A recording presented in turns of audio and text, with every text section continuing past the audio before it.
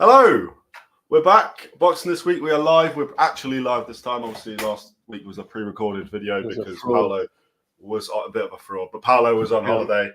Let me just set the feng shui up. 1 second, Connor. Carry on. Feng shui. Okay. Well, whilst Paolo's doing whatever with the feng shui, I don't know what the fuck that means, but we'll just do the weekly roundup because we're not going to talk about it anyway. Shakur Stevenson's injured his hand, so the Joe Cordina fight is off. Feng shui? Is that the word? Feng shui? I don't know. I don't know what you were doing. I was just shutting my curtains, to be honest with you. Yeah. Oh, okay. That's not as fancy as I thought it would be. Nah. But yeah, weekly roundup. So Shakur Stevenson's injured his hand. So his fight with Cordina is off. Could get postponed, but likely. No, I think it will get postponed. Johnny Fisher's torn his biceps. His fight against Rudenko is also delayed, but the event is still going on with Rhiannon Dixon as the main event. Lawrence Okoli is set to defend his Bridgerweight WBC title against Kevin Lorena with purse bids at some point.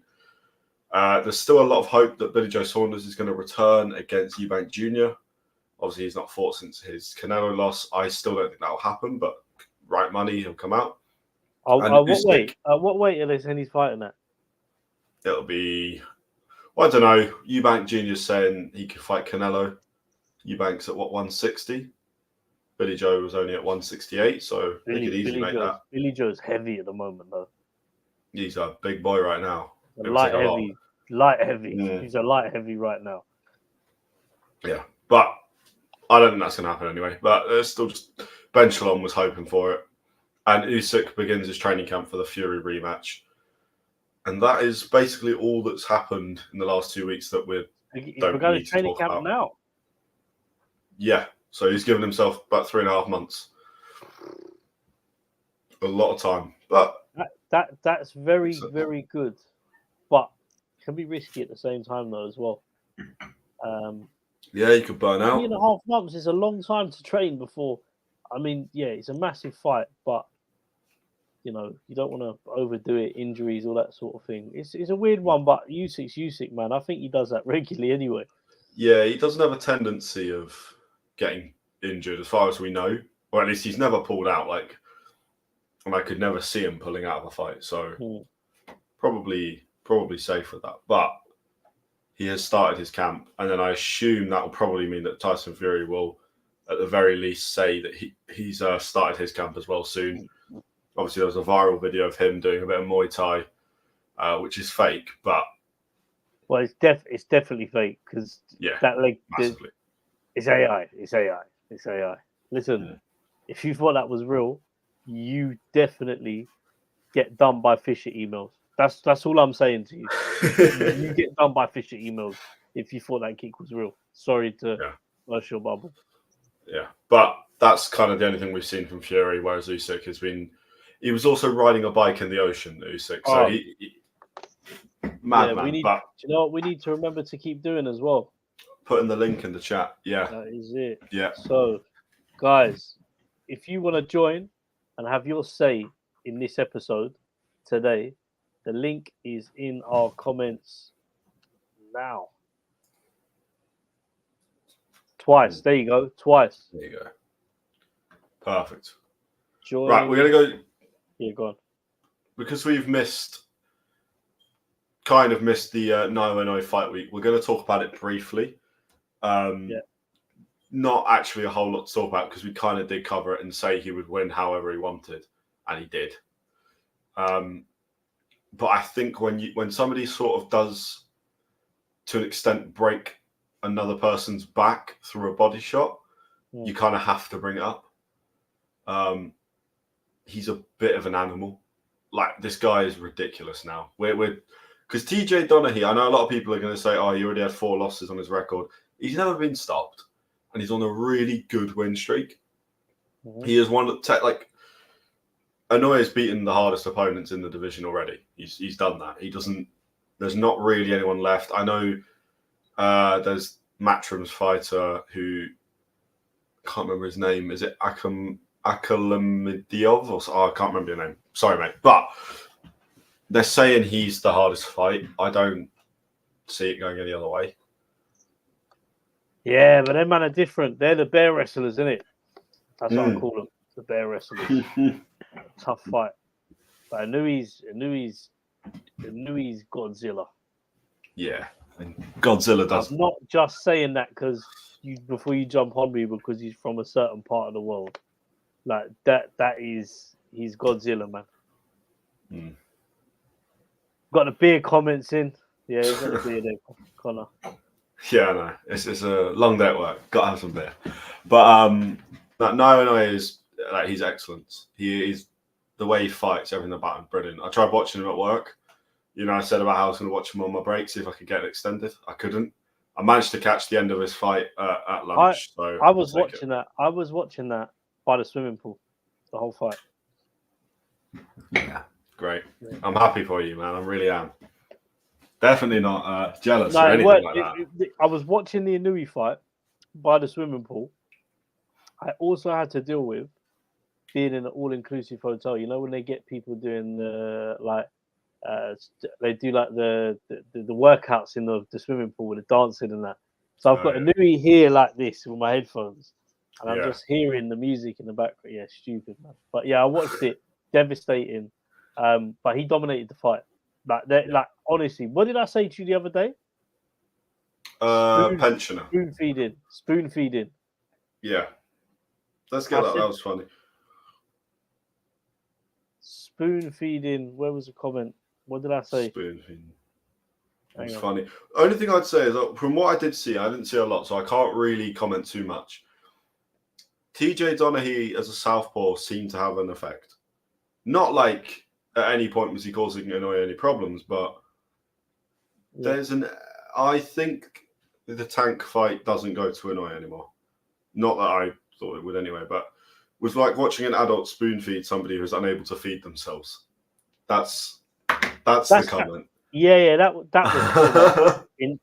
I said, watching that Inoue and TJ Doheny fight was like watching it for people that are watching was like watching an adult spoon feed somebody who is unable to feed themselves. Yeah. Because there was not a single round in that fight that I sat there and thought there was moments where he done well with certain things against Inoue, but Inoue is like there's very few boxers on the planet that can fight, and as they go on in the fight, they're like a computer. They allow the mistakes to be made and just take them on board. Canelo does it.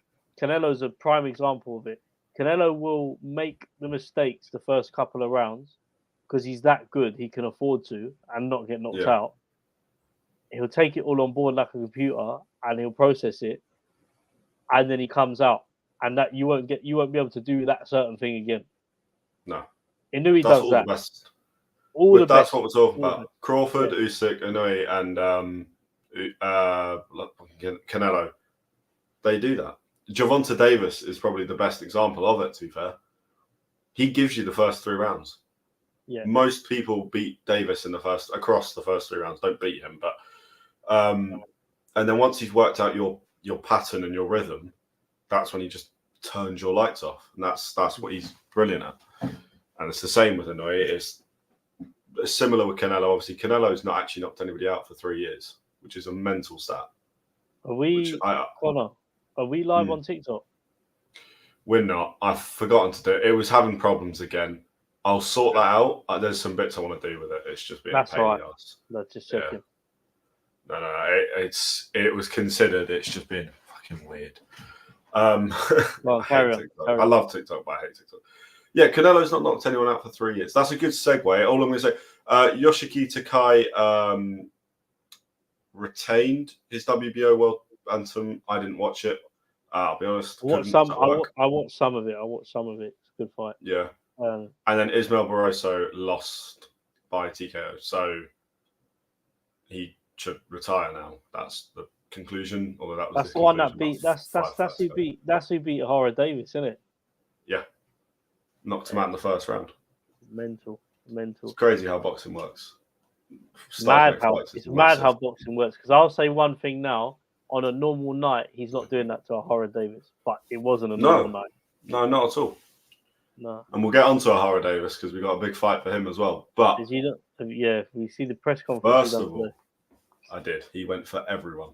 But first of all, Canelo. He returns against Edgar Berlanga. Sorry, I'm doing the Yeah. Mexican music. Yeah, man. Mexico versus Puerto Rico, although there's a conspiracy that Edgar Berlanga is not even Puerto Rican, but who cares? What's the conspiracy? No, do you know what it is? He's born I in can't remember America, who it was, but and he's second generation Puerto Rican. So his parents are Puerto Rican, but he speaks the Spanish. Yeah. So yeah, it is what it is. It is what it is. But the conspiracy aside, this weekend Berlanga's getting put in a spliff. Yeah.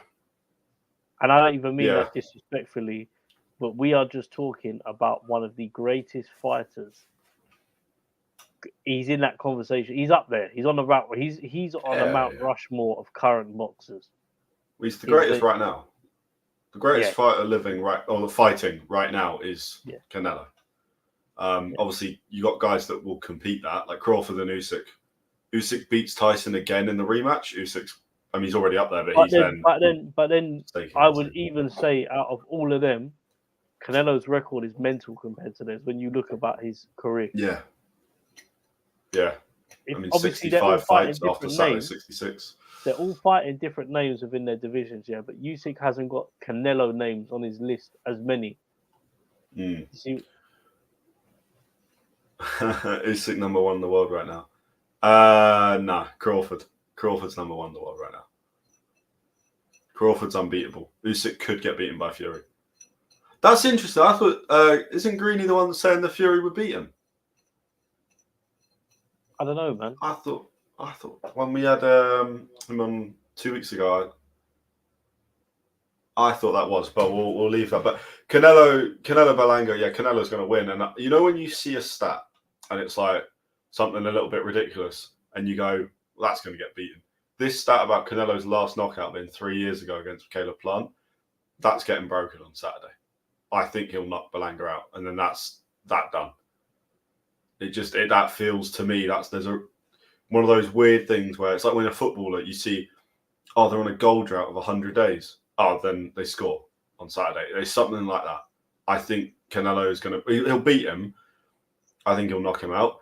Interestingly, this is only for 2 belts. Canelo's actually been stripped now of the WBA and the IBF. But it makes sense though, because he don't defend them. He's not defending. It was always going to happen. It was always going to happen. So it was going to happen sooner or later. In fairness, holding on to 4 belts is pretty much impossible because all 4 of those sanctioning bodies, they're going to come to you and say, defend your title against this person, and they're going to want you to do it at the same month that you defend it against so it's not possible. By the way, this undercard has a shout for being card of the year. It's not really spoken about card of the year. Run through the card, man. Right, Erislandy Lara versus Danny Garcia. What a fight! Caleb Plant returns against Trevor McCumbee. Hey, That's Caleb, a really Caleb good fight. Plant is the last of a dying breed. I'm going to put that one out there now. I love Caleb Plant. Pause. No pause. I love him. I do love him.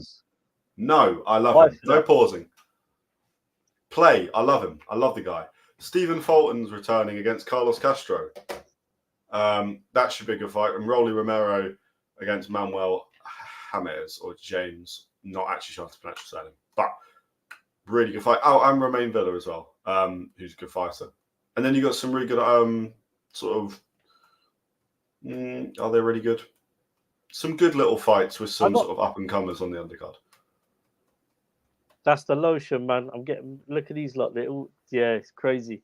It's the lotion, Bailey. I'm getting messages, but they're choosing to do it on WhatsApp to me instead of messaging in the comments. The face is shiny. New lotion, man. Don't watch that.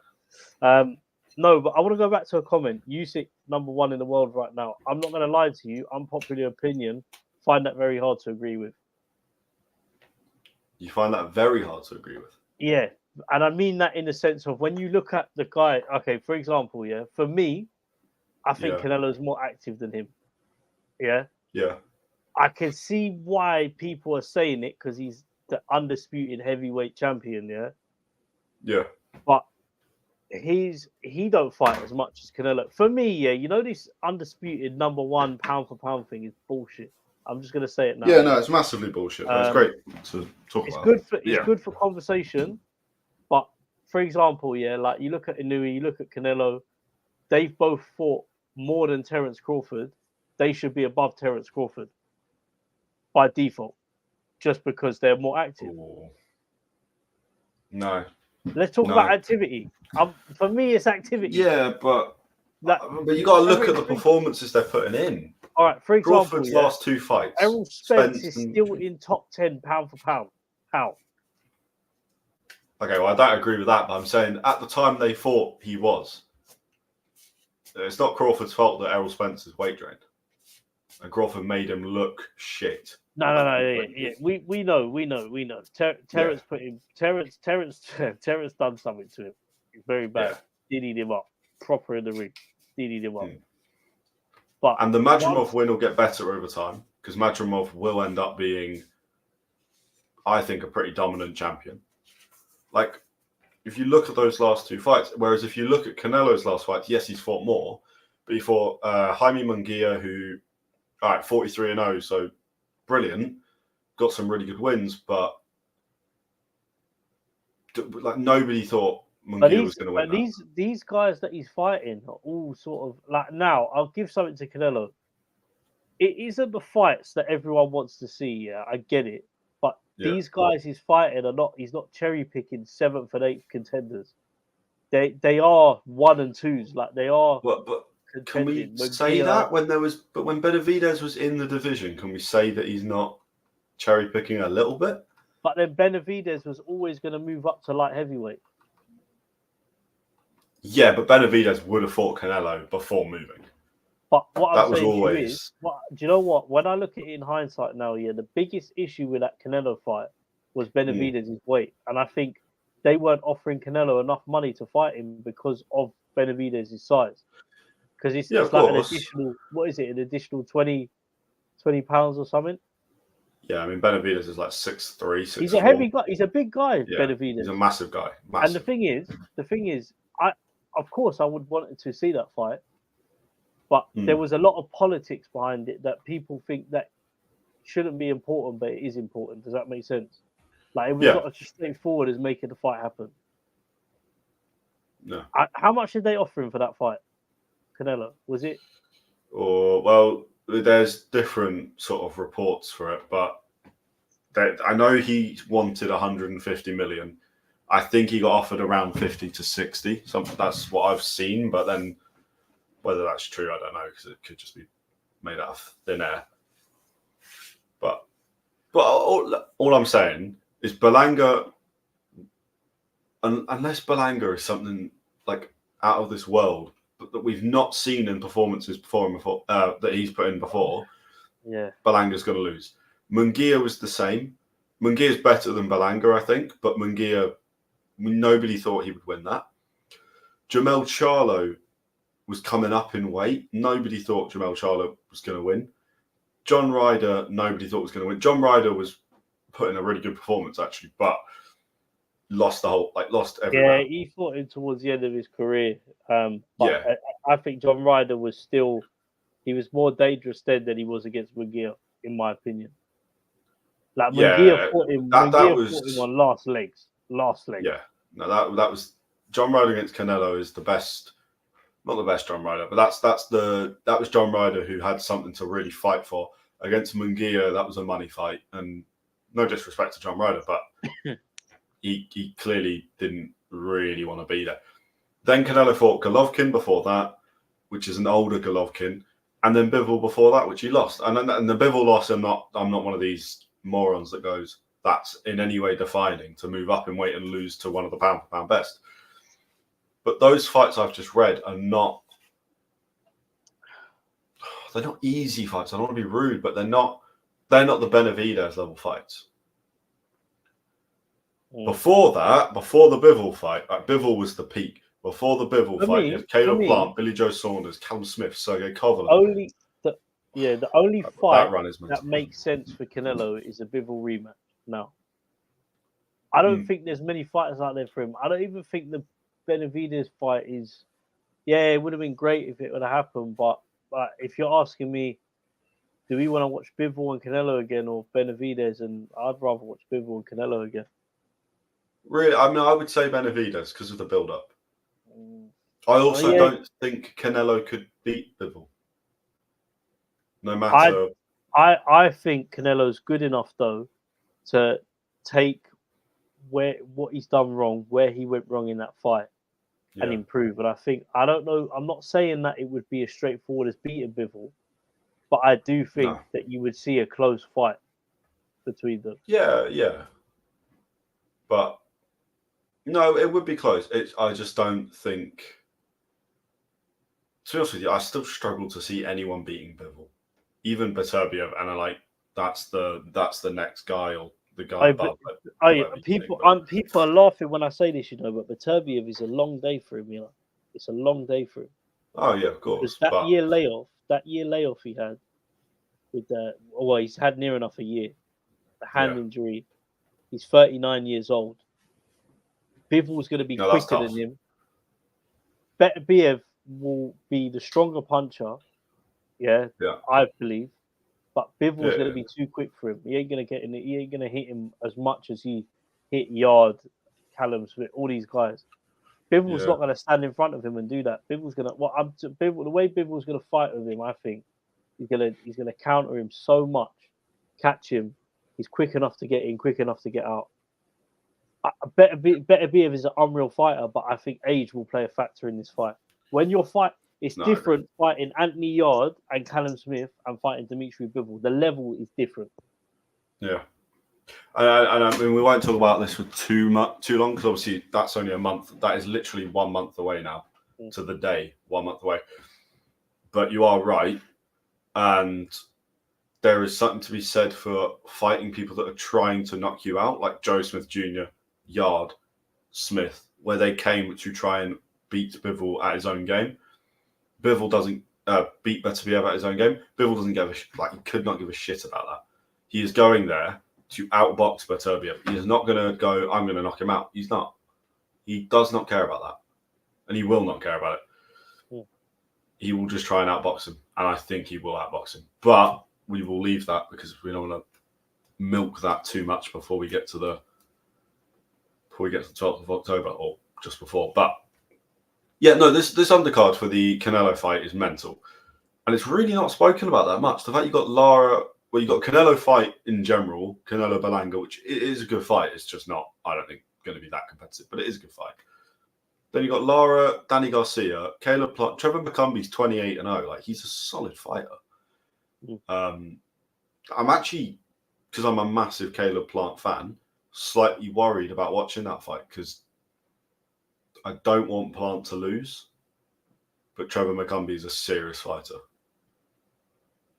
And he is. But listen, look. When we're talking about middleweights, middleweight. When we talk about Caleb Plant,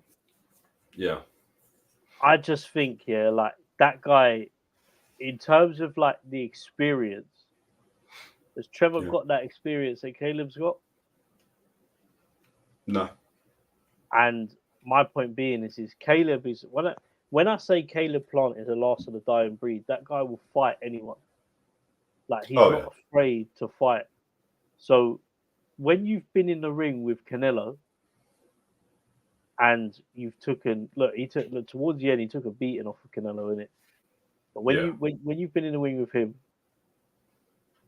a lot of these other fights, Trevor, McCumbie, it's different. I don't know. I put it down to his mentality, just the way he is. I can't see him losing this fight. And it's not as if he's done. Caleb Plant keeps himself in very good condition. He's still a very good boxer. He's still sharp. He's not in. He's smart with how he does his fights and where he picks where he doesn't to get longevity out of his body. So, he's for me, it's going to be a long night for Trevor if he plays into Caleb's game. But Caleb Plant is like he's already won the mind battles with him. because he's just putting loads of shit out. Caleb Plant is good at that. The only person he didn't work on was Canelo. But Caleb Plant is good at that. Even with Benavidez, when he lost against Benavidez, he got the better of him a little bit when it comes to the verbal. And I know it sounds stupid, but it makes a big difference because in those moments you can lose your head. Going to a fight with loads of emotion, that can affect your performance. And what he's just doing now is winding him up. Of course. I mean, but he's a professional. He knows what he's doing. Yeah, Caleb Plant has options, but a loss against Trevor McCumbee, who's relatively unknown, doesn't look good. I think he'll win. I want him to win, but I want to see, we'll see. Charlo and Caleb. Yeah, I was about to say that's the next fight for Caleb Plant because I know he wants the Canelo rematch. I understand that, and if I'm honest, that's probably what will happen. I still don't see Canelo touching Christian and Billy. Not a big enough name, too dangerous for the size of the amount of money he'd get anyway. So the Caleb Plant rematch actually makes sense if Caleb Plant gets a good win against McCumbee. But the Charlo fight is so much more interesting. That's where I'd love to see that. And that headlines itself. The problem is with the Charlos at the moment, and I don't know which one it is because these lot are identical twins. You've got Jamal Charlo, innit? Yeah. It's like one letter's changed in their name. An A and an E is crazy. But I know there's a lot of issues going on with one of the brothers, which I think the one that had the fight with Canelo. So that was the one that Caleb's got beef with, innit? Yeah, I think so. I'm just having a look online. It's very easy. It's Jamal. So he's had a little bit of issues outside of boxing. Yeah, he might be going to prison for like 4 months. Yeah.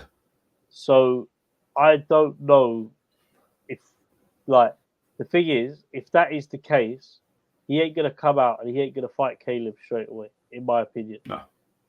He'll take a tune-up fight. So I don't think we'll see that fight potentially for another year and a bit, at least. Yeah. He was driving under the influence. So. Fair enough. But the Charlo brothers have always got stuff going on. Yeah, it was like Jared Anderson, though, isn't it? Same thing with Jared Anderson. Like they're all good fighters, yeah. But it's just I've always said the focus outside of the ring just ain't there. You look at someone like Caleb Plant. Caleb Plant's an athlete. It does. That links really well to the stuff we were talking about last time with the Eastern European fighters. They don't take their eyes off the ball. They don't do that shit. It's so rare to see any of those guys or hear anything about them. But do you know what? Though, in my opinion, I'm not saying it makes a big difference, and I might be wrong here, or I might be right. But Bivol's religious, very religious, isn't he? Believe so. Yeah. So Bivol better be look, my point I'm trying to make is, all of these guys come from really strong core values of back home where they're from. Golovkin, Kazakhstan, that they all come from strong values. Like they live and breathe boxing. They eat, sleep, box, repeat. Yeah. Do you know what I mean? Eat, sleep, box, repeat. That's literally the best way to put it. And for me, these guys are of an elite mentality to the rest of the world. They don't have the and it comes down to society, to be honest with you, because a lot of these guys grow up in just really they have standard surroundings, humble beginnings, the basics to do certain things. Do you know what I mean? They don't have PSPs and they eat sweets every day. I'm sure they would have at some point, but it would have been a treat. They're training. They're training for the Olympics from a young age. That is their life. Once they finish the Olympics, they turn pro. They then want to win titles. That is their life. Whilst they are boxing, they are fully invested in boxing. Their mentality is elite. It makes Jamal Charlo's like that. That's why them guys Jamal Charlo couldn't fight guys like that. No. You can't, like, when your mentality is like away from boxing. When we saw it, okay, I know it's very off topic, but it's a prime example of it. Yeah, we saw it with. Do you remember in the UFC when Conor McGregor fought Khabib? Yeah. Khabib. Yeah, no, that is a good example. Khabib naturally, for me, was probably a more. I watched that. Khabib was a more advanced fighter in every aspect. He even dealt with Conor McGregor's striking really well, rocked Conor McGregor as well. But outside of the ring, when you look at the core values of what they stand for, Khabib, it's religion, MMA, training, sleeping, religion, MMA, training, sleeping. Them guys can do that for 12 months, the whole year.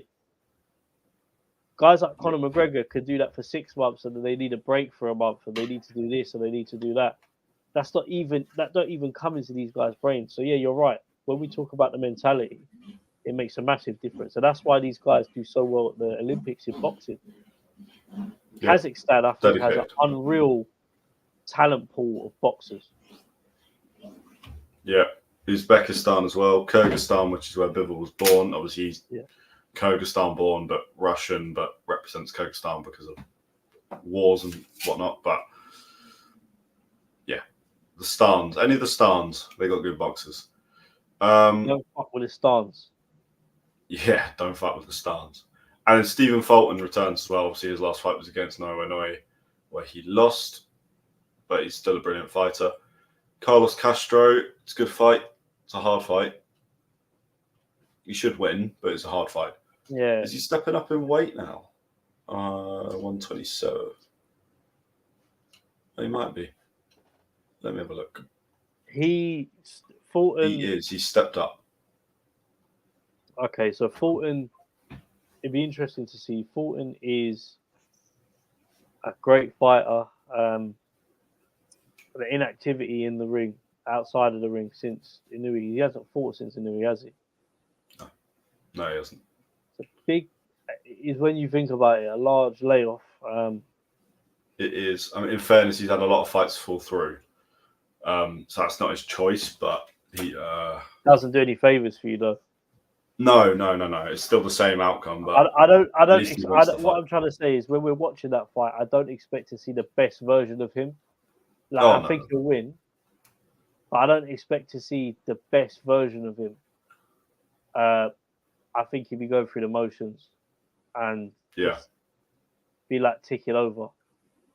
Kind of like what we expected of like Dan Aziz when he come back after the Buatsi fight. But his fight he was in was really poor.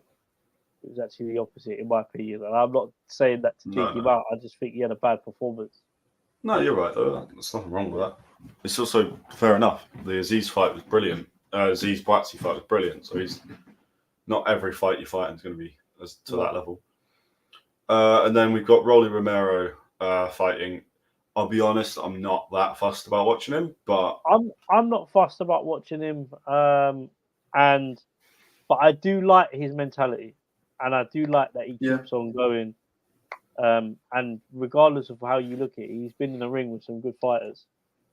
Yeah. It just takes one win, right? It's a roll-on effect, and then it just keeps going. So, I think people have got to get out of their heads that nowadays there's a loss determines how good you are, how bad you are.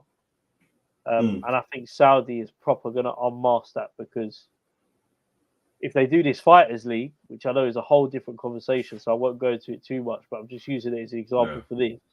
If they do the Fighters League, we're going to see a constant pool of guys fighting each time. Do you know what I mean? And win or lose, it'd be like a UFC model, which I think would be unreal for boxing, to be honest with you. Takes out all the crooks from negotiations. But then in my head, I'm like, when we talk about that, I'm like, does the belts become insignificant if that Fighters League comes in? It does, because then you're looking at one belt, because then you got one guy at the top. I like having, as much as all the belts makes all sorts of complications, when a fighter wins and has 4 belts on their arms, I think that looks sick. I like it. Sick. Yeah, I love it. But the sacrifice from that to actually getting these guys in the ring is worth it. But there's pros and cons for a fighter to be fighting under one guy who's got a Fighters League. The issue is if he's bought all the promotions up, you ain't really got a choice. But obviously, the issues being is obviously the TV rights, TV deals, all these things. They're now all organised by one person as opposed to who your promoter would have dealt with. Yeah. So you're all getting the same deal, or the deal was not going to be very different. And I don't know, because I look at that side of the UFC, and the way that they pay their fighters is quite bad. So as much as like everyone thinks it's a good idea, I think that fighters' pay will drop slightly once they put this league in place. Something has to give. Yeah. No, it can't all be perfect. It'll be interesting. I don't think a fighters' league will happen. There'll be too many complications. Once you get every promoter in the room and they've all got their own different agendas for each group of fighters, that kind of thing doesn't really work. Yes, money talks, but like you've just said, pay cuts will happen. But Queensbury are smart, you know, because they've relaunched Box Nation. Yeah, saw that. And they've got their own small hall show next gen cards that they do in London, in England. Yeah. And then they've got Queensbury separate. And DAZN do the same thing. DAZN have got DAZN next gen. And that still gives stacked cards in the UK. The only people that don't have that are Boxer. Mm. Same with Sauerland Brothers. You need. I feel like if they are going to do this fighters league, there needs to be some. I don't want to see those small hall show cards go away for the big promoters. No, they're important. They are so important, isn't it? You get so many fighters out of them who, just because they didn't have an amateur background, end up doing such great things in the sport. Yeah. And they wouldn't get the opportunity if they were if they weren't a thing anymore. If they didn't get a platform of some sort. But we'll move on because we've actually still got quite a lot to talk about. Billiam-Smith versus Gilberto Ramirez, or Zurdo. Obviously, Zurdo only has one loss, and that is to Dimitri Bivol, who we spoke about. Billiam-Smith has one loss. Won a title as well, Zurdo, isn't it? Yeah. Well, yep. So this is for the WBA and WBA. BoxRec doesn't say it's for both, but that's wrong, isn't it? Yeah, that is wrong. They're fighting for both. Yeah. No. BoxRec hasn't got any WBA titles on it at the moment. I don't know what's going on. Because they got beef with WBA. Yeah. So Canelo's fight is with the WBA. Sorry, I got that wrong. BoxRec doesn't recognise something now. I've read something about this the other day. Because if you look at Gervonta Davis, his only world title was the IBF at 120. The WBA have been removed from BoxRec. They've dropped WBA title recognition as WBN considered similar. So they're looking to replace it, basically. I don't know how much power BoxRec has to be doing that, to be honest with you, but that's just a stats platform, I would like to think. Yeah, I can't imagine they've got any power to do that, but, you know, whatever they want, fair enough. So it's for the WBA and WBO World Cruiserweight title, so we're getting unification fights. It's a good fight. It's a really good card. Jose Ramirez returns against Arnold Barboza Jr. That's a good fight. Oscar Duarte, who lost to Ryan Garcia, is fighting Kenneth Sims Jr. I'll be honest, I've never heard of Kenneth Sims Jr., but seems to be fairly matched up from what I've heard. I've read about him. He's meant to be good. I just don't know anything about him. Oscar Collazo is defending his WBO World Minimum title against Edwin Hernandez. And William Zepeda returns against Tevin Farmer, which is a little bit disappointing. Zepeda, you know, Connor's face lights up when I love him, but that's a little bit disappointing. Yeah, I don't care, man. I love them all. Hell yeah. No, not them all. I love most of them. Some of them I don't. I don't care. I'll say what I want. Yeah, I hear it.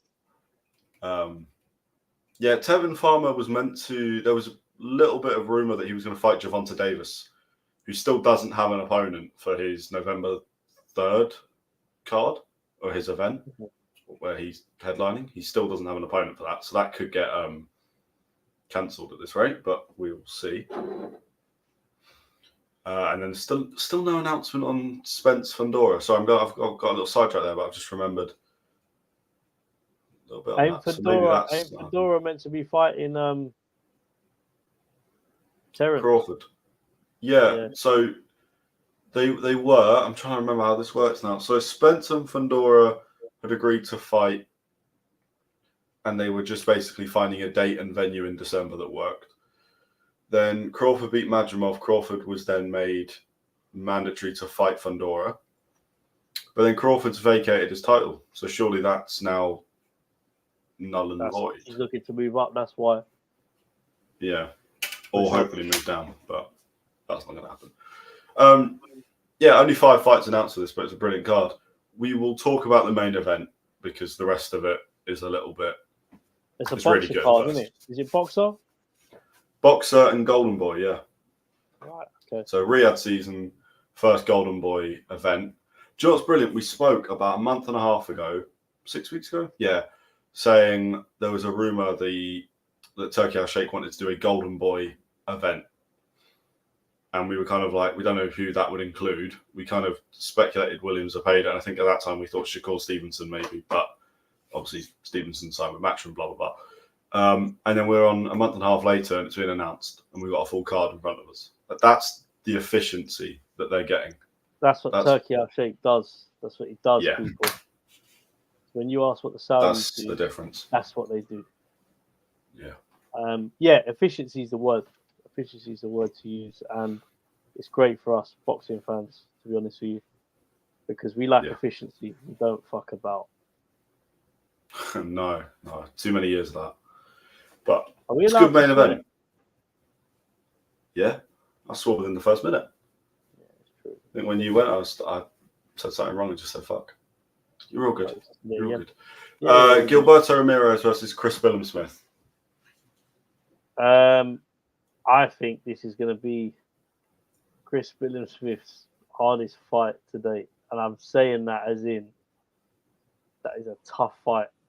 And that is a fight like it's a step up from Riakporhe. It's a step up from Masternak. For me, it's a step up from Okoli. Yeah, massively. This could be the biggest fight that he's had to date. The opponent that he's fighting has only lost against Bivol. Only lost. And he's a small cruiserweight, but efficient, powerful, quick. Listen, Billiam-Smith, though, I think he's a good boxer. I think he's got the potential to beat him. In the back of my mind, I wouldn't be shocked if Billiam-Smith gets outpointed massively. I'm talking like a one-sided scorecard. Like, I don't think he wins on points. If he beats him, he's got to knock him out. Yeah. And as far as I know, nobody's ever really hurt Gilberto Ramirez.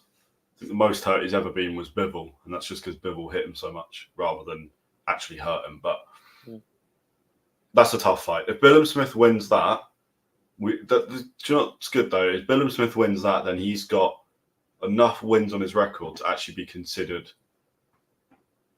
not like a boxing legend, but a bit of a British boxing legend. Like he's now gone overseas and he's beating another champion. He's unified. Like, and that's massive. To beat Okoli, Riakporhe,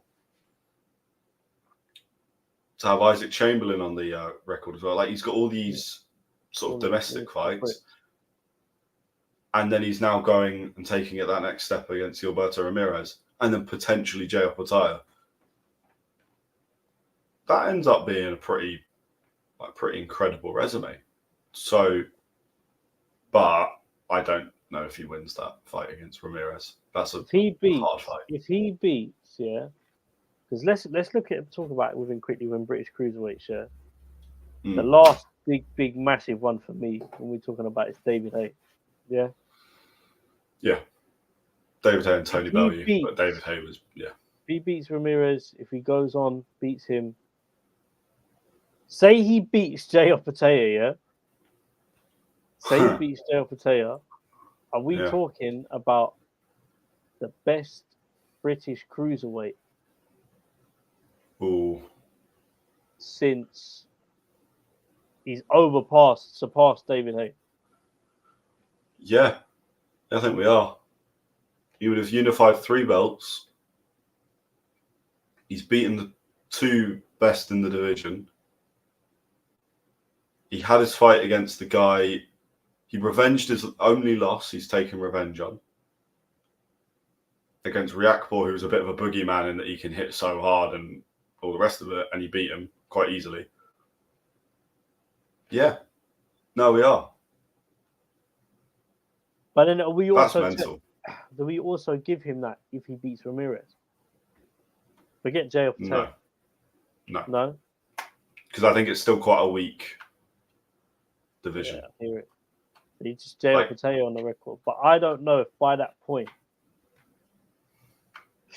that was set up to be a massive fight. If he beats Ramirez and goes and fights Jay Patel, Ring Magazine, does Jay Patel have the IBF? Yeah, he got the IBF back against Breeders. So IBF Ring, he'll be undisputed.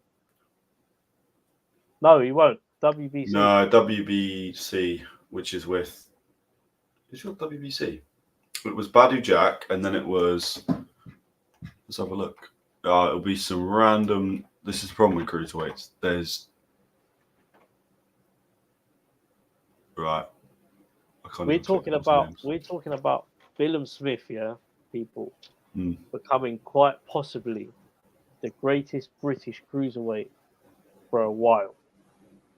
Nara McCaishlin, WBC title holder. We're saying for a while, if he beats Ramirez and then beats Jay Patel.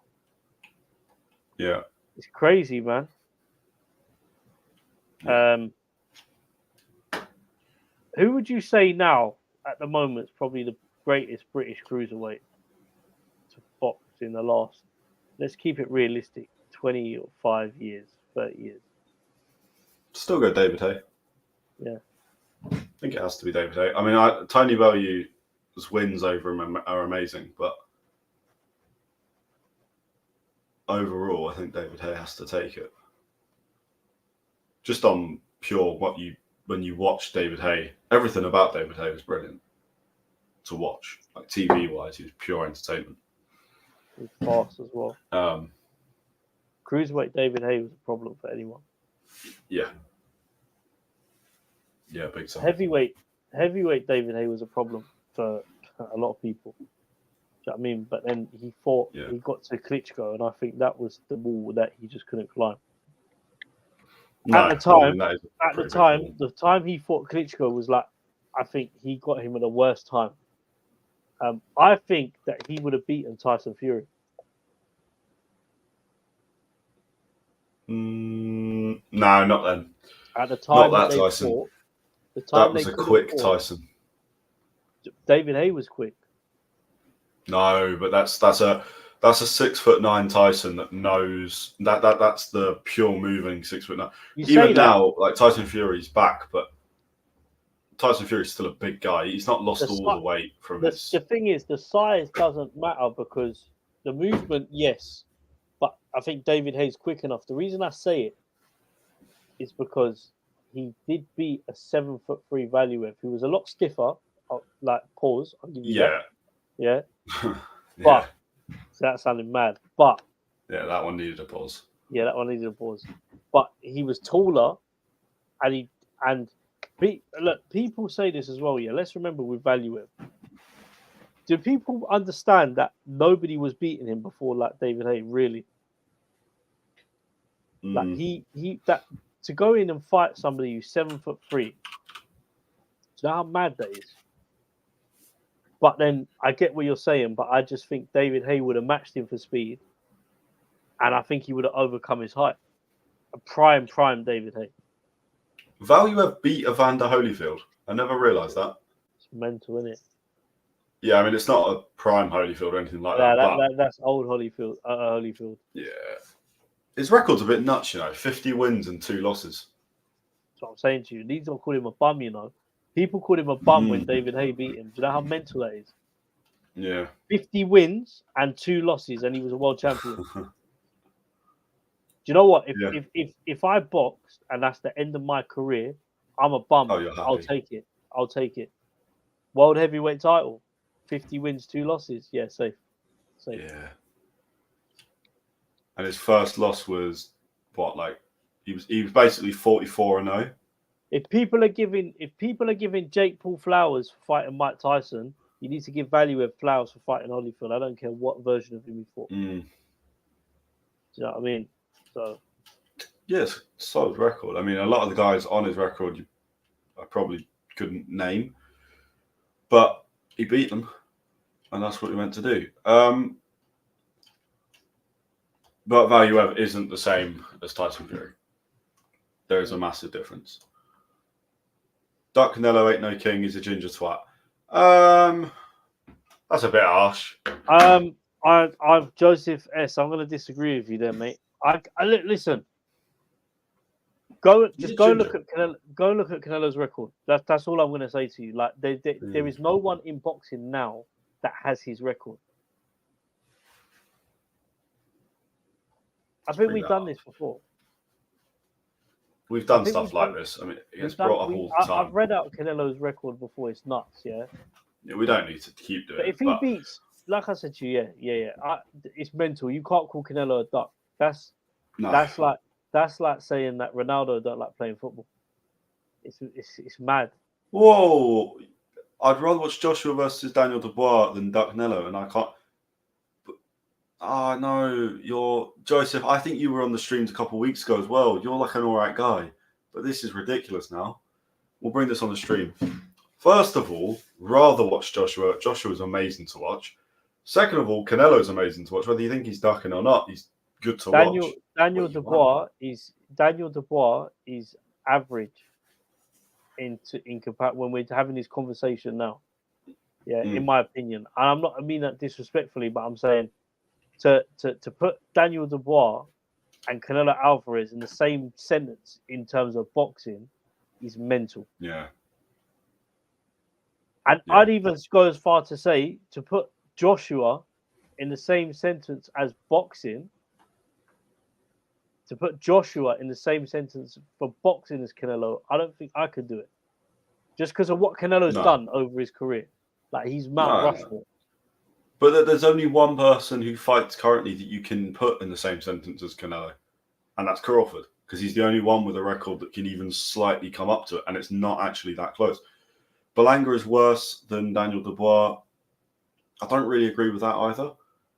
Daniel Dubois is going to be dominant as a heavyweight champion. It will happen.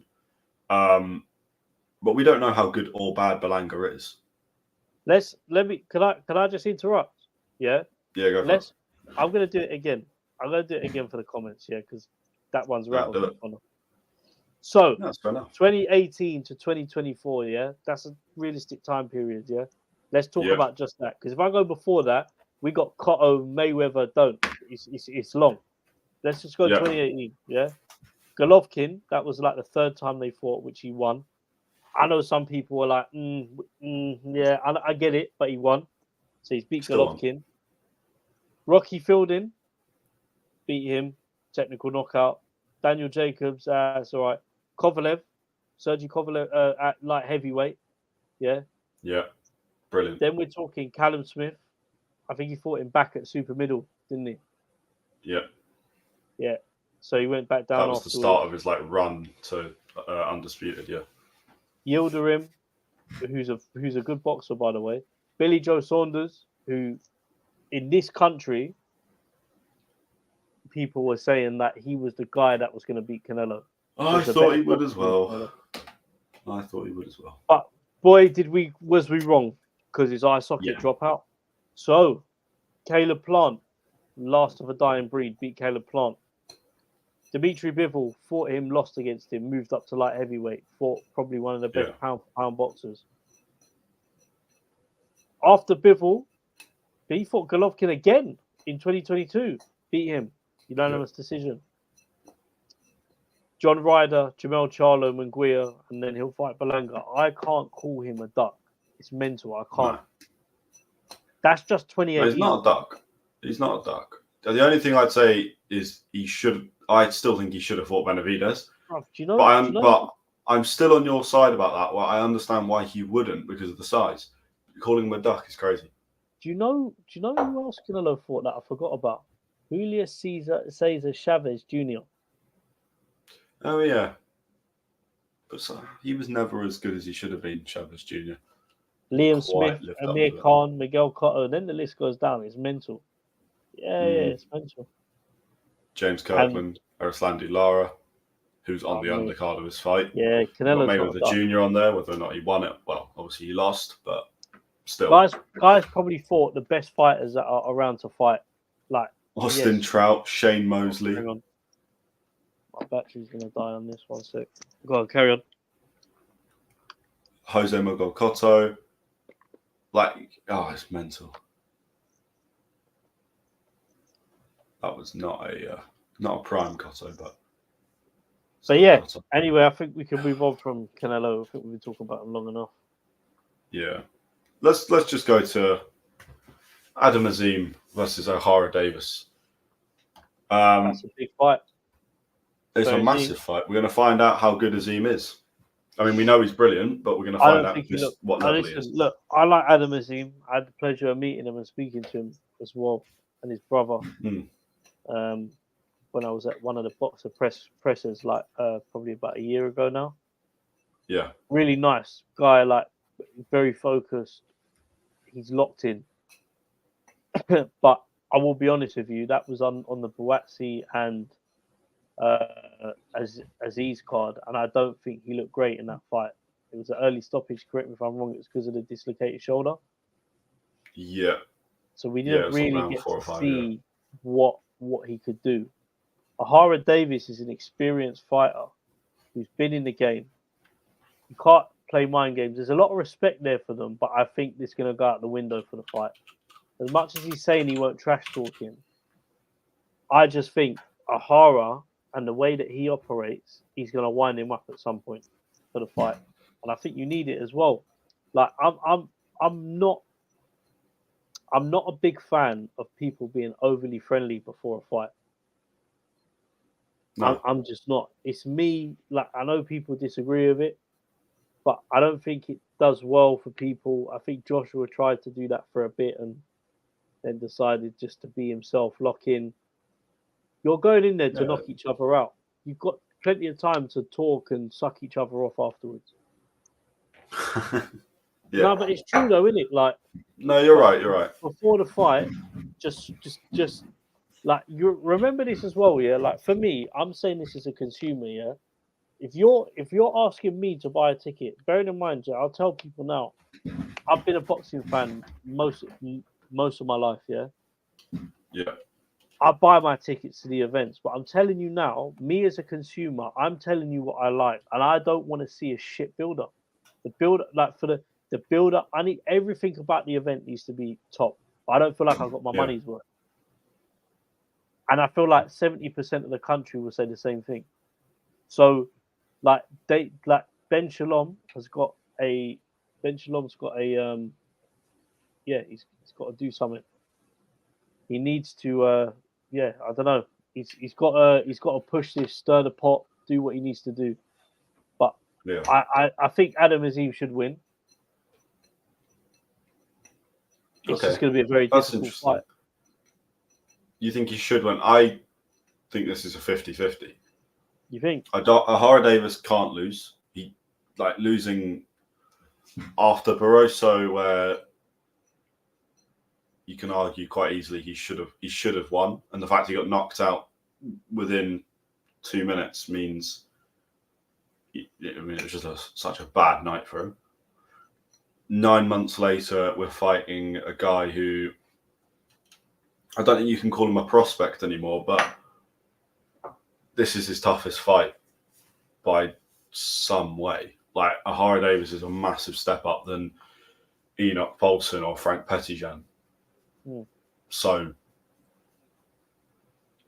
it will show us how good Azim is. If Azim goes in there and beats Ohara Davies with ease, we know that he's gonna fight for world titles and he'll be that level. Mm-hmm.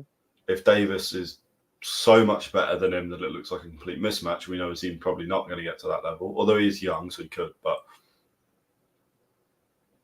I think it'll be a good fight. That's really all I can say right now. I think until we see some build up, like proper build, I know they did a press conference today, but it's so early. Well, I guess not really. It's about a month away, but Ohara Davies looks like he's pissed off and wants to punch everybody. Just everybody. Like, Listen, it doesn't matter who you been in are. a game for But I too quite long. like that. I'm telling you now, yeah, he's been fucked over by too many people within the boxing world. You can't play games with him. Like you can't.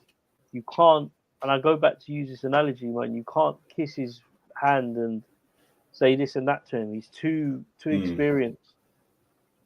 Do you know what I mean? And to be honest with you as well, I weren't one of them. And do you know what? I actually like Ohara Davies as a boxer, yeah. Yeah. Just because I feel like he's always tried his best. I always felt like with him, it was more annoying that he had so much potential. And as a fan of Ohara Davies, it was annoying that we didn't get to see him get to certain points. Obviously, he had a lot happen in his career. The whole thing with Matchroom, that I don't think done him any favors in terms of his career. I don't think any of that was his fault. When you actually look into what happened, he got fucked over proper. But regardless, long layoff, all of this, like when he was kind of on a roll at that point, he was getting pushed. And I just think that the media have got to start. So many people jumped on his back when he had that Barroso shock loss, if we want to call it that. This is the thing. You look at his record, and he's got a loss against Josh Taylor when they were both young and up and coming. And Josh Taylor went on to be like pound for pound top 5 at one point.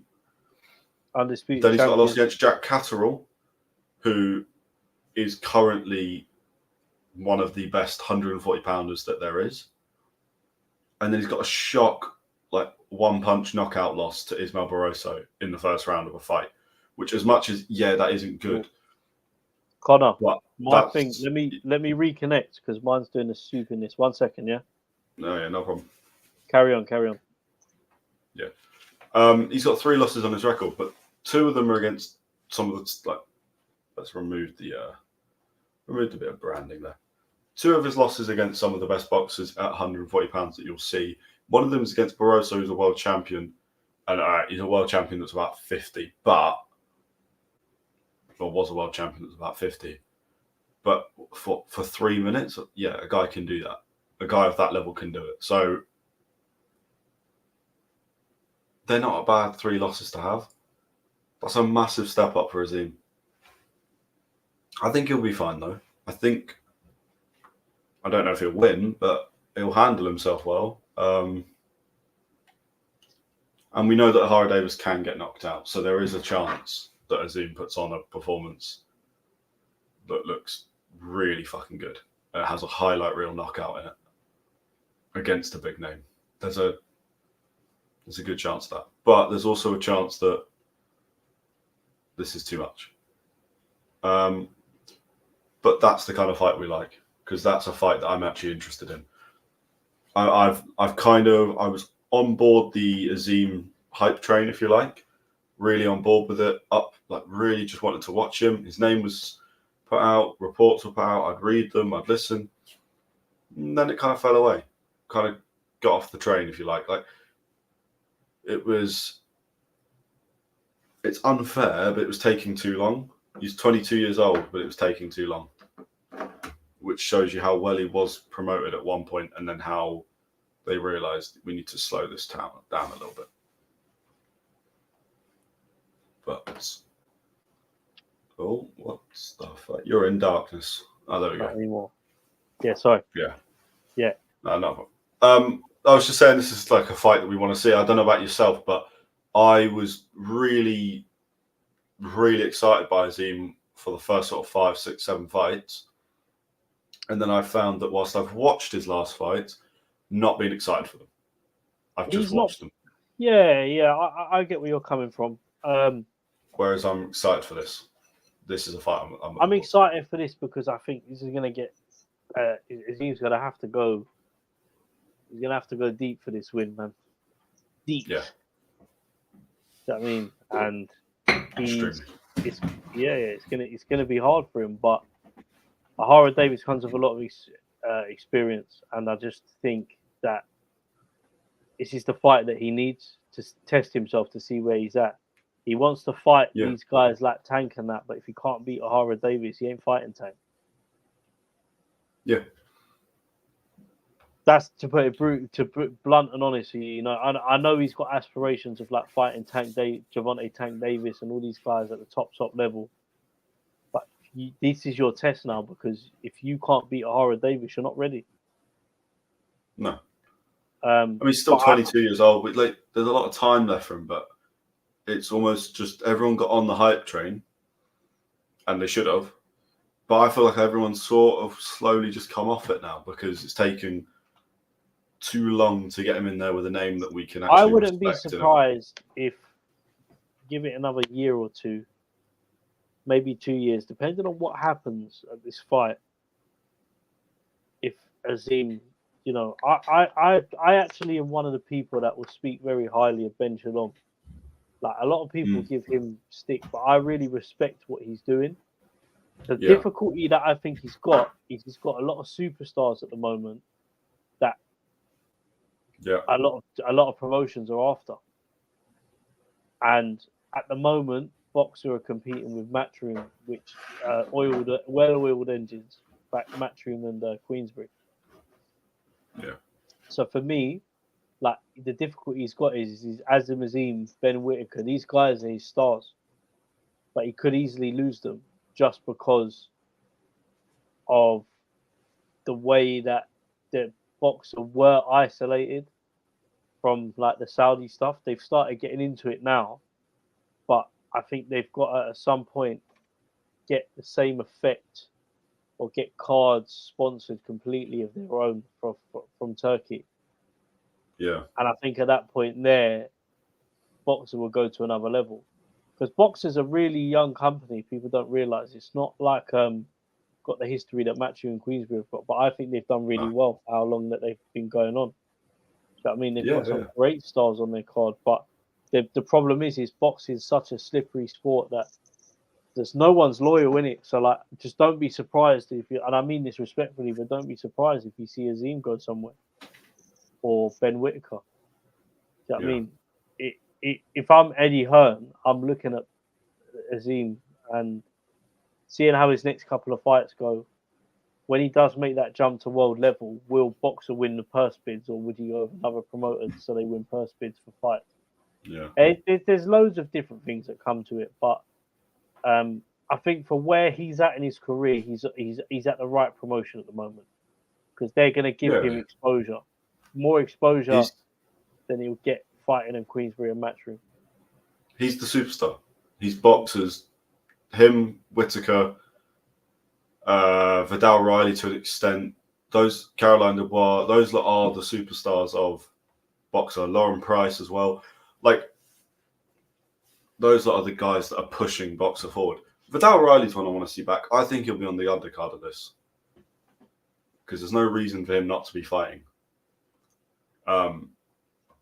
So hopefully he returns as the sort of co-main event. I need to see Isaac Chamberlain and Vidal Riley now. That's the fight I need to see.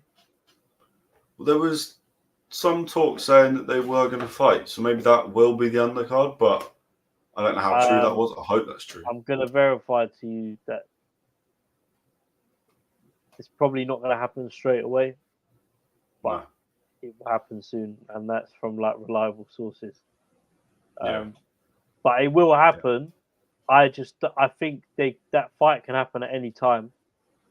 The people involved that I spoke to said that it's a fight that they feel like can happen at any time. But obviously, it does make sense to do it when Vidal stepped up a level a bit more. And I mean that by, like, at the moment he's fighting at like English title level, if I'm not wrong. British. Yeah.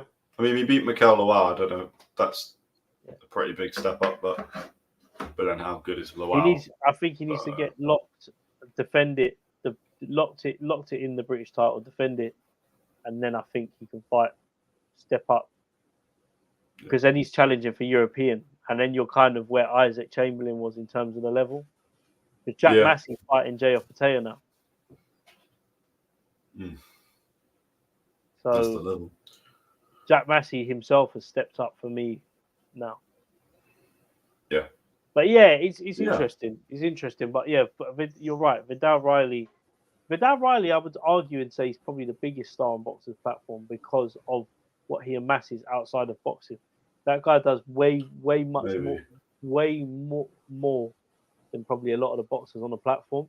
But he's one of the few boxers that really don't need to sell tickets. The tickets sell themselves. Yeah. So Ben Whittaker will be at that point now as well. I would say because of his YouTube and everything else, for that reason, I'd even put Vidal Riley as the top. But it's just because he's not fighting at the top level compared to the other guys at the moment. People don't say he's the top, but when you're talking about a ticket seller, they're all ticket sellers. They all sell tickets. But Vidal Riley's a YouTuber as well. But let's get it twisted. He's a boxer first. Don't get it twisted. Yeah.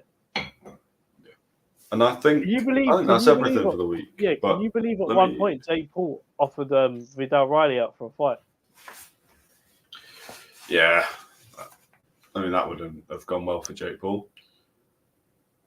It's probably more than happy that never happened. Yeah. Because now he gets to fight 60-year-old men. That's the Jake Paul way. Yeah, he's going to fight Sinner. You know what? He's going to fight Sinner Black next. That's going to be his next fight. I think that's everything for the week. I think we covered everything. There was quite a lot to cover because we're obviously kind of covering 2 weeks in one, but who cares? So I will let you do the outro. I'm sure you missed doing it last week. I did do it last week, but it just wasn't live, was it? Yeah. Last week you did a new one. Yeah. Guys, like, share, and subscribe to the weekly boxing show. Like, share, and subscribe. Subscribe whilst you can, because when you can't, you're in the mud. It's down there. Great.